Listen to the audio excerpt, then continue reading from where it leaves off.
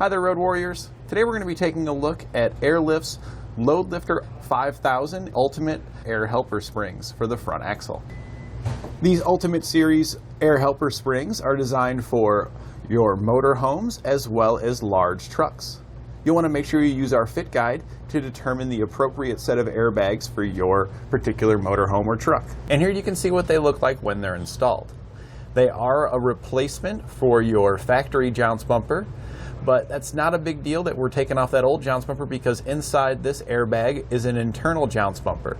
So you're still going to have that full max load suspension support of a Jounce bumper, but you're also going to get dynamic support that's variable depending upon the amount of air pressure you place in the bag.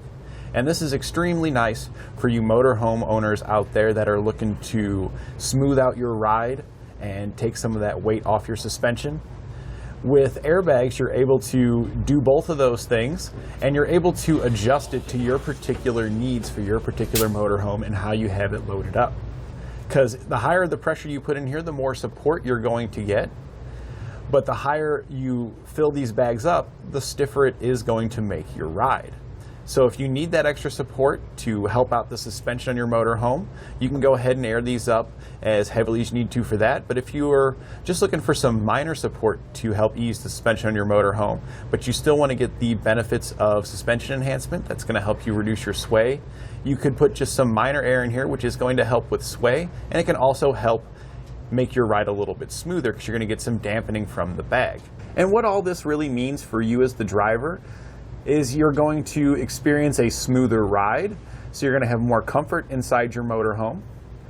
It can help minimize sway as you air these up, so whenever you have anybody drive by, especially in those large semi-trucks with those heavy crosswinds, you're not going to get as much sway, so you won't have to compensate as much when driving down the road. It's also going to smooth it out for those potholes and everything else and help dampen any of that, so it's also going to minimize how much you have to compensate inside your motorhome. All this is going to result in you having more energy when you reach your destination, and it's also going to increase the safety factor of your motorhome by minimizing that sway. So if you do have an evasive maneuver or emergency that you need to turn real fast out of the way, you're going to have less roll than you did before, giving you more confidence behind the wheel so you and your family can get to your destination safe and sound, and you can enjoy that additional energy you had because you weren't working so hard, so you can spend more time with your family. To help give you a better idea of how the motorhome handles before and after our airbags are installed, we went ahead and drove it and took some footage of our test course without our airbags, and then once we got them installed, we hit the test course once again so we could feel all the improvements. And boy, it did feel quite a bit different once we got them installed. Before we install our components, we're going to go ahead and hit the test course and just get a baseline on how our motorhome feels beforehand. We're going to start by going into our uneven bump section, and this is going to mimic going over potholes that you might just hit on one side, and that gets it swaying back and forth. And this is one of the things I do expect us to see some improvements on once we get our components installed. And it is pretty sloppy when we hit that. We do get quite a bit of rocking going on inside here. So our components inside are definitely rattling around, and we should expect to have quite a bit of minimization on that once our components are installed. Next, we're going into the even bump section. This is going to be the more porpoising up and down, front to back, and this is going to be like going over a speed bump or pulling in and out of your driveway. And it hits the bumps pretty good. It doesn't really feel like we got a whole lot of cushion up there in the front, but it does not too bad on our porpoising. It almost wants to rock back and forth more side to side. It seems like this motorhome has sway issues more than anything. Lastly, we're going to be going into our slalom section here, and this is going to mimic an evasive maneuver. So we're going to start getting her going back and forth like we were having to whip around an object in the road, and we're going to see how the motorhome responds, whether or not it feels like we have the confidence to be able to make those maneuvers, or if we would feel like we would have to back off because we just don't trust the suspension and handling of our motorhome here. So we're heading into the section now. Oh yeah, she's definitely got some sway. I mean, we really feel the G-forces when you start to turn it. I don't even really want to go too crazy with this guy here just because it really has a lot of rocking going on. Even when we just kind of come to a stop, you can see it kind of wants to bounce back and forth as it's trying to bring itself back straight again. Now with our airbags installed, we're going to head back out on the test course. We're heading into our uneven bump section first, and before we had a lot of sway back and forth. I already noticed there's already quite a huge difference in the amount of sway. We hit the bumps and it's significantly softer. We hit it a little harder there and we do still have some sway, but there is definitely a noticeable improvement from before and after. Next we're going to be heading into the even bump section, which is the forward and backward of our motorhome, and this is going to be similar to going over a speed bump. And when we hit the bump here, it does feel a little bit softer than it did before. It's not quite as abrupt when we hit it, but there's not a huge difference on our forward and backward movement there. It does seem like we don't have quite as much bouncing here in the front after we've got those installed. Last, we're going to be going into our slalom section here, and this is where I really expect to see quite a bit of improvements here. Because before it really felt awfully soft when we were trying to whip it back and forth. It just was not very comfortable, and I wouldn't want to be sitting in this driver's seat if we had somebody slam on their brakes in front of us and we needed to just get over because we weren't going to be able to stop in time. So we're coming into that section now.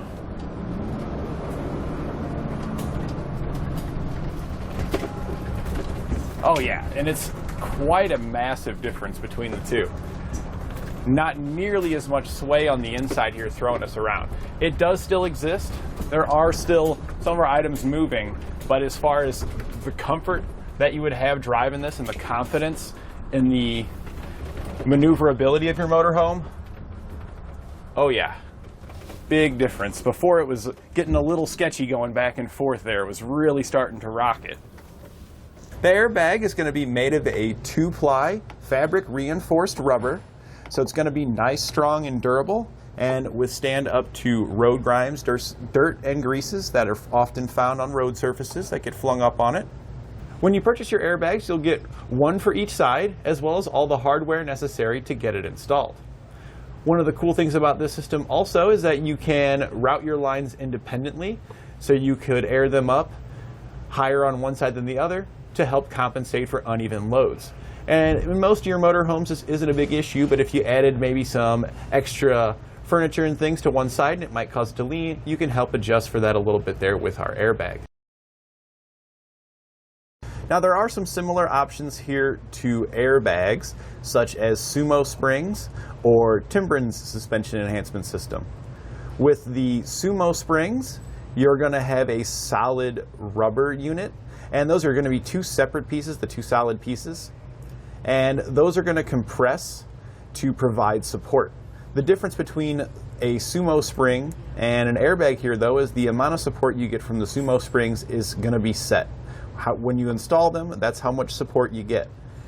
Once you load it down more, they are going to provide that support, but you can't change how much you get with it.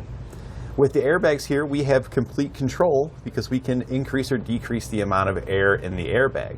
And with our Temperance, those are going to be somewhat similar to our Sumo springs. It is a rubber piece that goes in between our frame and our leaf spring here, and it replaces your Jounce bumper, except the Temperance act more like a Jounce bumper. They're a much stiffer, harder rubber material that often isn't compressed at all or very much when you're at your normal resting position.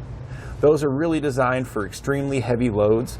So if you've got your motorhome loaded up with a bunch of more gear and equipment and you just leave it in there all the time and that's how it is, Temperance might be a good option to provide you with that support. But Temperance often cause a much stiffer ride than what you'd have before. So if you wanted something smoother, then you would want to go with the Sumo springs, or with the airbags here, since we can choose how soft or stiff our ride is. So the airbags kind of gives you the best of both worlds. With the Sumo springs or the Temperance, you can get either of that out of our airbags here. The only drawback to the airbags is that there is some maintenance required. Over time, air pressure is going to change because as temperature increases, pressure is going to go up, and as temperature decreases, pressure is going to go down. So you do have to adjust these from time to time. So if you want something that you don't ever have to worry about, then those Sumo springs or Temperance might be a better option for you. But if you're wanting the best adjustability and the most versatility on how you use your motorhome, airbags is going to give you way more options on how you ride and feel in your motorhome. Now, if you're really interested in airbags, you like all the benefits they offer, but you're not big on the maintenance part of it, one of the easy solutions for that is to get a compressor system. This way you don't have to constantly stop at gas stations or remember to check it before you leave home. With compressor systems, you can have them installed on your motorhome, so they will constantly monitor your airbags and keep them topped up. If you're looking for additional support, there are also airlift airbags available for the rear of your truck or RV. I would also recommend upgrading the front and rear sway bars to the larger Roadmaster ones we have here at etrailer.Com. Now let's talk to the rest of the team about this product. Hi there, team. How's it going today? We just got done putting some airbags on our motorhome here. Did a video on it, talked about what they do, why the customer needs them.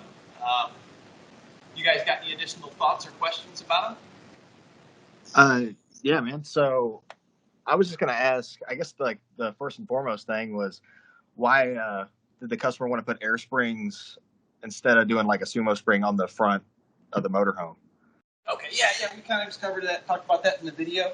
So our airbags here, they're going to be adjustable. So you can change the amount of pressure up or down. With the Sumo springs, they're going to be at a set of what they do. They do compress to provide more support as they compress, but you can't change anything. What you get is what you get. These have internal Jounce bumpers in them, so you still get that with these.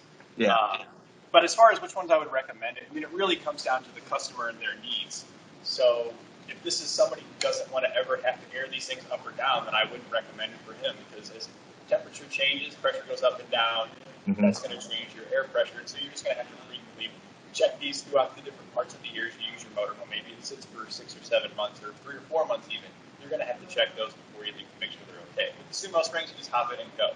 Right. So it comes down to that customer and how they're planning on using it.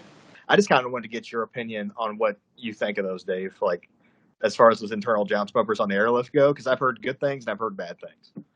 I mean, it's cool that they're there, that's for sure, because if you have it, let's say you have a misfortunate event where there was something in the road and it popped up and it popped your bag, you've got that support from that internal Jounce bumper there, because the suspension's going to want to slam down right after you lose the initial support. And with airbags, you're taking out that factory Jounce bumper, so it's nice to still have that support in the emergency event that you need it. And did they get a compressor for these or not? No, they didn't get a compressor. So that's you did mention cost a little bit, how these were cheaper than the other options. The compressor would be the kind of the thing that would maybe change that, because some customers that don't want to maintain these, well, they have the option to get a compressor and then they don't have to worry about maintaining them. So the compressor could be a solution for the customer that's interested in them, that's interested in airbags and all the versatility they offer, but don't want to ever have to adjust that pressure. Where did you guys install the valves for these anyway? Yeah, we put one on each side. So these ones are dual path. This is how he requested it to be done. So he's got one just like this over on the other side. Oh, okay, cool. Yeah, he already had the holes marked out and everything where he wanted them. Yeah, it sounded like he wanted. he did his research. I think he knew what he wanted. So we were kind of wondering, the people that are looking for airbags and Sumo springs, how are they searching for these? Are they searching using our search bar? Are they using our fit guide? Are they just using Google? What kind of research have you guys got on that? I think they're using the fit guide, and that's going to be the best way to do it for them. And as far as the motorhome stuff, I've done a lot more with the trucks, not so much with the motorhome. So I'm not sure if they're putting in the chassis, you know what I mean? Like just doing F53, like if they know, or if they're actually going in there. You know, I'm not entirely sure. But I do know that the easiest way for them to do that is through the fit guide to get the right thing. Because it's a little bit more complicated than like just type it in the truck, I think. So. Yeah, and we always recommend the fit guide with these because there's just so many different options out there. Yeah. There's so many subtle differences between various years and the options you have on your particular motorhome on which ones would be better for you versus the other, or which ones are going to fit your motorhome versus other ones. Because just because it's an F53 doesn't mean it's going to fit every single F53. Right. But it will fit a lot of them. So it is definitely best to use the fit guide to make sure it is going to be a fit for yours. Yeah, I don't know. I mean, we've got a couple fit guide people in here. I didn't know if do you guys have any insights on that, or? I know on the motorhome, you definitely want to check that gross vehicle weight rating before you select suspension products. Mm-hmm. That's really critical for fit. Yeah, people should always be prompted to use the fit guide. Once they come in, they're usually coming in straight from Google, and hit up something like air springs just in general will bring them to a certain product page, and from there they should be prompted to actually go through the fit guide and enter all of their information in. How our RV fit guide works, though, yeah, Jen could probably speak a little bit better to, because it is a little bit different. So basically on the RV side, we just basically duplicate. So for the F53, it's gonna be the same thing on the side for the RV, obviously, but the vehicle itself is going to be different, but the styles remain the same.